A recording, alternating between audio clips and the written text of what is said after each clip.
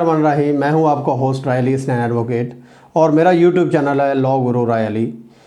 आज मैं आप लोगों के साथ ई रजिस्ट्रेशन का जो प्रोसीजर है वो आप लोगों के साथ शेयर करूंगा, जो कि गवर्नमेंट ऑफ पंजाब का एक इनोवेटिव जो स्टेप है, उन्होंने इनोवेशन की है, इसमें जिद्दत लाए हैं कि जितने भी हमारे आइलीन हैं, हमारे सिटीज़न ऑफ पाकिस्तान हैं, हमारे सिटीज़न ऑफ पंजाब हैं, उनके लिए जो रजिस्ट्री या सेल डीड करवाने का जो प्रोसीजर है उनको उन्होंने 2 स्टेप पे दे दिया है।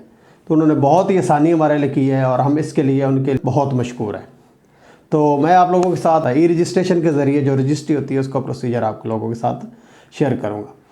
उसमें क्या होता है, बिल्कुल सेम ऐसा कि मैनुअल रजिस्ट्री में होता है कि जो सेलर होता है वो फ़र्द बै परचेज़र को देता है और परचेज़र चाहे तो ख़ुद साइन अप कर ले पंजाब गवर्नमेंट की वेबसाइट पर, या वो किसी वकील के पास चला जाए।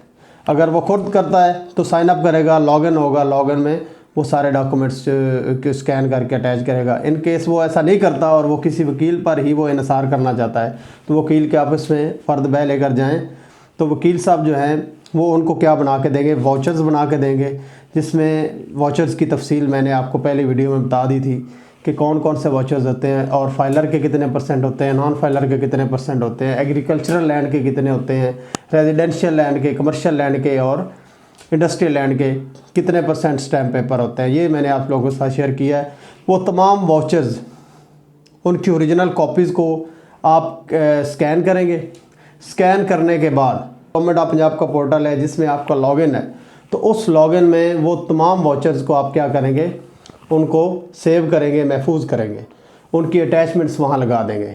उनकी अटैचमेंट लगाने के बाद आप किनको भेजेंगे, आप उस मुतलका सब रजिस्ट्रार को वो सारी अटैचमेंट भेजेंगे और वो आपको एक डेट दे देंगे कि आप फ़लाँ डेट को हमारे पास आएँ, तो आपका क्या हो जाएगा, रजिस्ट्री का नेक्स्ट जो प्रोसीजर है वो अडॉप्ट होगा या आपका नेक्स्ट प्रोसीजर जो है वो मूव फॉरवर्ड होगा। उसमें जब आप उनको स्कैन डॉक्यूमेंट्स की अटैचमेंट भेजते हैं तो आपको एक दिन मिल जाता है। आप उस दिन जाते हैं तो वहाँ पे सबसे पहले क्या होता है, सेलर्स की और परचेज़र की साथ में जो विटनेसेस हैं उनकी क्या होती हैं, पिक्स होती हैं, तस्वीर ली जाती है। तस्वीर लेने के बाद साथ ही सब रजिस्ट्रार बैठा होता है और सब रजिस्ट्रार वही प्रोसीजर आपसे पूछता है, हाँ जी आपने कब्ज़ा ले लिया, वो परचेज़र से पूछता है आपने पेमेंट्स उनको दे दी, तो वो कहता है जी पेमेंट्स मैंने दे दी हैं और मैंने कब्ज़ा ले लिया है। इसी तरह वो सेलर से पूछेगा, हाँ जी आपने पेमेंट्स वसूल कर ली, कब्ज़ा इनको दे दिया, आया कि तामीर शुदा था या खाली था।